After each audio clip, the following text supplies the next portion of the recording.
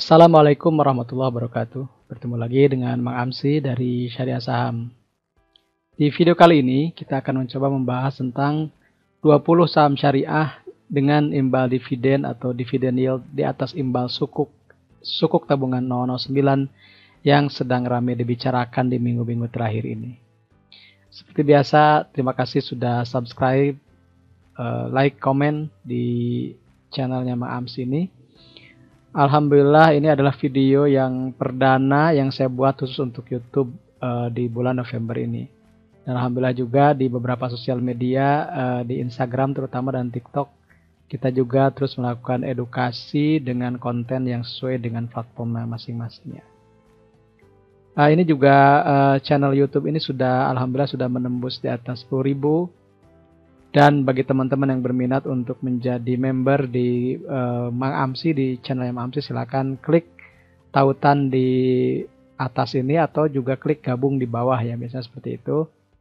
Nah, saya ingin mengucapkan banyak terima kasih kepada viewers dari channel YouTube Mang Amsi, karena dengan perantara atau wasilah dari YouTube ini, di awal bulan ini tepatnya 5 November, kita mendapat apresiasi dari OJK Jawa Barat sebagai tokoh inklusi keuangan pasar modal syariah. Ini berkat teman-teman semuanya juga.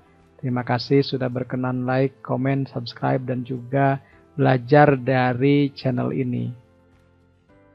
Nah, kita akan membahas tentang dividen ya. Dividen ini seperti biasa, singkatnya adalah bagi hasil dari suatu perusahaan yang menjadi milik atau yang menjadi hak pemegang saham. Dan biasanya dividen ini dibagikan sesuai persetujuan dari Rapat Umum Pemegang Saham atau RUPS. Dividen ini juga bisa bermacam-macam. Ada dividen tunai seperti yang sudah lazim ya biasanya. Kemudian juga ada dividen saham. Misalnya saham bonus, per sekian saham dapat berapa saham. Dan juga ada korporasi atau aksi korporasi lainnya yang bisa dilakukan oleh suatu perusahaan. Tapi di pembahasan kita kali ini kita fokuskan kepada dividen tunai ya. Dividen tunai ini yang harus dicermati adalah cum date dan ex date. Jadi cum date itu tanggal terakhir seorang investor bisa mendapatkan berhak mendapatkan sahamnya, berhak mendapatkan dividen dari saham yang dimiliki, maksudnya seperti itu. Sementara ex date adalah tanggal ketika seorang pemegang saham tidak berhak mendapatkan dividen. Ilustrasinya adalah ketika misalnya ada saham ABCD membagikan dividen 50 per saham. Kemudian pada pembagiannya itu pada tanggal 15 Januari 2014.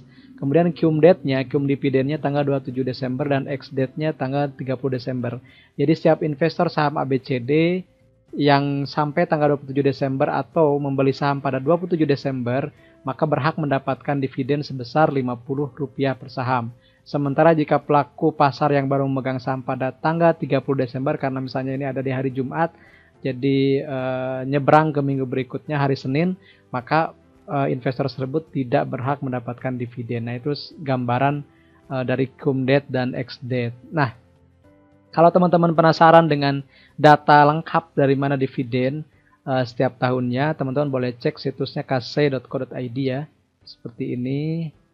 Kemudian juga cek di bagian data and user guide, kemudian pilih yang jadwal pembagian dividen tunai di list of corporate action activities. Kemudian, nah ini sekarang kita masuk ya ke tema yang tadi dibahas di awal. Jadi ada 20 dividen yang akan kita bahas, saham syariah, 20 saham syariah yang membagikan dividen lebih dari imbal sukuk ST009. Jadi alurnya adalah saya gunakan data dari Kasei tadi. Kemudian kita dapatkan 328 pembagian dividen dari sekitar 280-an perusahaan. Karena ada satu perusahaan yang bisa bagi 2 sampai 5 kali bahkan setahun ya. Nah, kemudian kita saring berdasarkan saham syariah, dividen yield-nya, kemudian cum date-nya kita juga cantumkan cum date price, artinya harga ketika cum date-nya berapa. Kalau misalnya lebih dari 1 kali, kita rata-ratakan. Kemudian kita bandingkan dengan imbal sukuk ST009 dan hasilnya ternyata ada 20 saham syariah yang bisa melebihi imbal hasil ST009. Nah, ST009 sendiri ya itu adalah sukuk tabungan yang dirilis oleh Kemenkeu dan kuponnya itu 6,15%, tapi dengan ada floatingnya. Misalnya suku bunga BI rate-nya berapa ditambah spread-nya 1,4. Jadi misalnya 5% ya, maka akan jadi 6,4. Nah, kebetulan kemarin kalau nggak salah BI 7 days reverse repo rate-nya itu 5,25. Kalau ditambah 1,40 menjadi 6,65. Jadi kita cari saham-saham yang dividennya di atas 6,65. Artinya apa? Saham ini memiliki imbal hasil dividen lebih dari sukuk tabungan atau lebih dari instrumen pendapatan tetap atau fixed income berupa surat berharga syariah negara, karena kita harus membahas tentang instrumen pasar modal syariah ya, seperti itu ya teman-teman. Jadi kita ambil maksimalnya aja 6,65. Kita cari saham-saham apa aja di tahun 2022 ini, saham syariah mana saja yang dividennya itu di atas 6,65%. Dan inilah hasilnya teman-teman. Pertama, nah ini ya, sebelum ke situ saya perlu jelaskan juga rata-rata dividen itu sebesar Rp261, paling kecil 0,07 dan paling besar Rp45.000 per saham. Harga ini harga saham rata-rata ya, minimal ada yang 50 dan maksimal 54.000 harga sahamnya. Kemudian ini total yang saya sudah inputkan semua yang sudah merilis dividen di tahun 2022 ini. Ternyata rata-rata dividen yieldnya dalam tahun ini itu sekitar 3,44% ya. 3,44% yang ini. Minimalnya 0,04% dan maksimalnya 155%. Ini yang kemarin rame SCPI ya, SCPI. Tapi SCPI ini tidak akan kita bahas karena anomali atau tidak lazim atau tidak biasanya gitu ya, karena juga sahamnya nggak bisa dibeli SCPI itu, organon ya.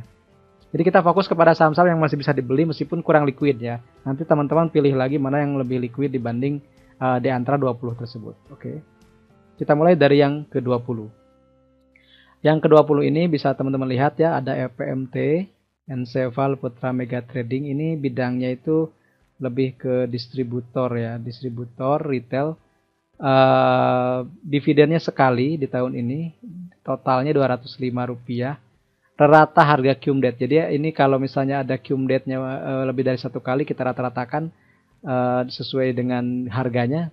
Untuk FPMT ini 3010 ketika cum date-nya dan dividennya 205. Artinya dividen yield-nya sekitar 6,81%, di atas sukuk tadi yang 6,65%. Kemudian ada SMMT ya, Golden Eagle Energy. Ini masih, kalau nggak salah masih grupnya Sinarmas ya. Dividennya sekali, kemudian bergeraknya di bidang batu bara. Dividennya 60, rata cum date-nya harganya 865 dan rata-rata dividennya 6,94%. Selanjutnya ada Pegas. Nah, ini BUMN di bidang distribusi dan gas ya. Ini di bidang gas. Sektor energi, dividennya sekali, Rp124, cum date-nya 1.775, maka dividen yield-nya 7,01%. Selanjutnya ada grup Sinarmas lagi, namanya Duta Pertiwi. Ini sahamnya kurang liquid, hati-hati teman-teman ya. Itu sektornya properti, kemudian dividennya sekali, besarnya 380, harga cum date-nya 4990. Maka dividen yield-nya sekitar 7,62% ya. Ini masih market cap-nya cuma 7 triliun ya, dan jumlah saham beredarnya sangat kecil. Kemudian ada Total Bangun Persada juga membagikan dividen sekali di bidang ini, lebih ke konstruksi ya. Kalau yang edisi BUMN-nya ada 4 karya, BUMN-nya 4 karya, Waskita, Wika, PTPP dan ADI. Ini juga sudah bagi dividen sekali, dividen tunainya Rp25. Pas bagi dividen harganya 324, maka rata-rata dividen yield-nya 7,72%. Nah, selanjutnya ada KDSI. Kalau ini lebih ke kemasan ya, plastik dan kemasan. Kardus kalau tidak salah. Ini pas bagi dividen harganya 1.285 dengan total dividen tunainya 100, maka dividen yield-nya 7,8%-an. Ini juga kurang liquid sahamnya ya. Kemudian ada buy and resource. Nah, buy and resource ini sekali hari tahun ini 4.300, harga pas cum date-nya 54.000 dan dividen yield-nya 8%. Sekarang harganya malah sudah 86.000 ya. Jadi sebenarnya daripada dividen sudah naik tinggi ya harga sahamnya begitu. Ini juga kurang liquid ya, teman-teman. Ada juga ABMM, ini saham yang kemarin digosipkan, dirumorkan dibeli banyak oleh Pak Loh Keng Hong. Ini ketika bagi dividen harganya 3.280 dengan dividen tunai 267 sama dengan imbal hasilnya 8,14%, seperti itu. Dulu ABMM ini tidak masuk saham syariah, tapi berdasarkan daftar terbaru sekarang sudah masuk emiten syariah. Kemudian ada MLPT. MLPT ini masih grupnya multipolar dan harga sahamnya ketika bagi dividen 3225 dengan dividen tunainya 290. Ini 3 kali bagi dividen dalam setahun ini, dan rata-ratanya 290, kemudian cum date-nya rata 3.200-an, maka dividen yield-nya sekitar 9%-an, seperti itu. Ini juga kurang liquid kayaknya ya, karena sahamnya sedikit. Kemudian ada lagi Indorama. Ini juga kurang liquid ya, teman-teman. Harganya sekarang 5.900, sudah anjlok dari ketika bagi dividen 10.100 dengan dividen tunai 940, maka yieldnya sekitar 9,31%. Ini bergerak di bidang tekstil ya.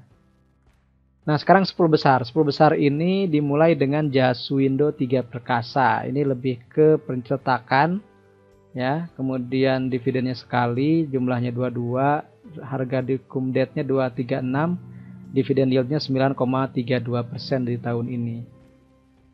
Peringkat 9 ini juga sudah sangat dikenal sebagai perusahaan yang royal bagi dividen dengan harga TAI 162, kemudian di tahun ini 2 kali bagi dividen ya. Kalau ditotalkan sekitar 17,5 rupiah dan rata harga cum date ketika cum date-nya itu di 174, maka lebih dari 10% dividen yield-nya di tahun ini. Ini sudah, kalau ini agak liquid ya, dan bergerak di properti. Kemudian, nah ini yang menjadi kejutan di tahun ini adalah masuknya perusahaan es krim kesukaan anak-anak ya, Campina es krim. Ketika bagi dividen harganya 338, dividennya 35 rupiah, maka dividen yieldnya 10,4%. Ini bergerak di bidang minuman atau yang berbasis susu ya, atau es krim begitu. Peringkat berikutnya ini juga sudah dikenal ya sebagai emiten royal bagi dividen dan rutin setiap tahun, namanya Hexindo Adi Perkasa. Ketika bagi dividen harganya 6.975, dividennya 800-an, kemudian yieldnya sekitar 11,5%. Ini juga terkait dengan sektor batubara, mirip dengan United Tractors ya. Nah, MPMX yaitu berada di peringkat ke-6 dengan dividen 180, harga cum date-nya 1.345, yieldnya itu 13,38 ya, 13,38. Ini anak usahanya Saratoga kalau tidak salah ya. Kemudian di peringkat kelima ada PTBA, ini BUMN seperti Pegas tadi, bergeraknya di bidang batubara ketika bagi dividen 4.630 dengan dividen tunai 689, yieldnya hampir 15% atau tepatnya 14,9%. Selanjutnya ada MBAP. MBAP juga di batubara, harganya ketika bagi dividen 8.675, karena ini 2 kali bagi dividen. Kita jumlahkan totalnya 1.553 dan rata-rata belinya di 8.675, maka dividennya hampir 18%, yieldnya setahun ini. Di peringkat ketiga ada GEMS ya, atau Golden Energy Mines. Nah, kalau ini masih grupnya Sinarmas, sektornya batubara lagi.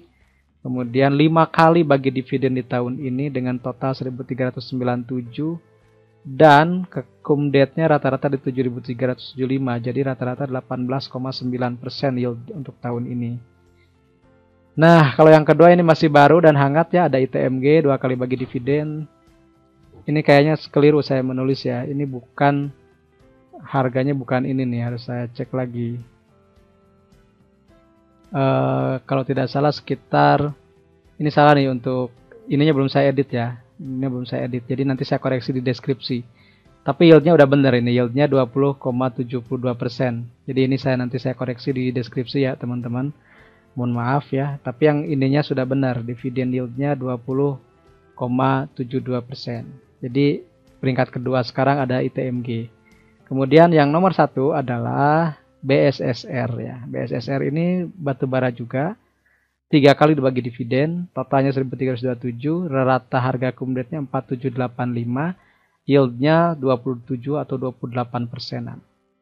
Jadi, dari pemaparan kita di video ini, kita bisa melihat bahwa 5 besar itu didominasi oleh emiten batubara. Ada BSSR, kemudian ITMG ya, ITMG, kemudian GEMS, kemudian MBAP, dan PTBA. Dan saya hitung dari 20 yang kita bahas di video ini, ada 9 yang terkait dengan batubara. Yang lainnya adalah ada Hexindo, Hexa ya, kemudian juga ada tadi ABMM 6, tadi Hexindo 6, ABMM 7, Bian 8, dan satu lagi SMMT 9. Jadi dari 20 pembagi dividen terbesar tahun ini, 9 diantaranya atau sekitar berapa? 45% ya, itu didominasi oleh sektor batubara dan penunjangnya. Ini juga sejalan dengan boomingnya sektor komoditas di tahun 2022. Jadi teman-teman boleh cek lagi nanti ya dari peringkat ke-20 sampai peringkat ke-1. Mohon maaf untuk ITMG tadi ada keliru dalam jumlah dividennya, tapi nanti saya koreksi di deskripsi video ini ya. Nanti saya cantumkan di bawah video ini. Mudah-mudahan pembahasan ini bermanfaat. Semoga teman-teman bisa mengambil pelajaran dan juga bisa diperhatikan fenomena ketika bagi dividen itu biasanya ex-date-nya atau di hari berikutnya ada penurunan sebesar atau bahkan lebih dari jumlah dividen itu. Jadi teman-teman tinggal tentukan strateginya, apakah ingin mengambil dividennya saja atau justru ingin mengambil capital gain dari saham yang bagi dividen ini. Karena capital gain-nya justru kadang lebih besar daripada dividennya itu sendiri ya teman-teman. Terima kasih perhatiannya, teman-teman terus bisa silaturahim dengan saya di berbagai platform dari YouTube, TikTok, LinkedIn, kemudian juga Telegram, WA, dan seterusnya. Dan mudah-mudahan video ini bermanfaat buat semuanya. Terima kasih. Salam investasi amanah berkah berlimpah. Saya Mahamsi dari Syariah Saham. Assalamualaikum warahmatullahi wabarakatuh.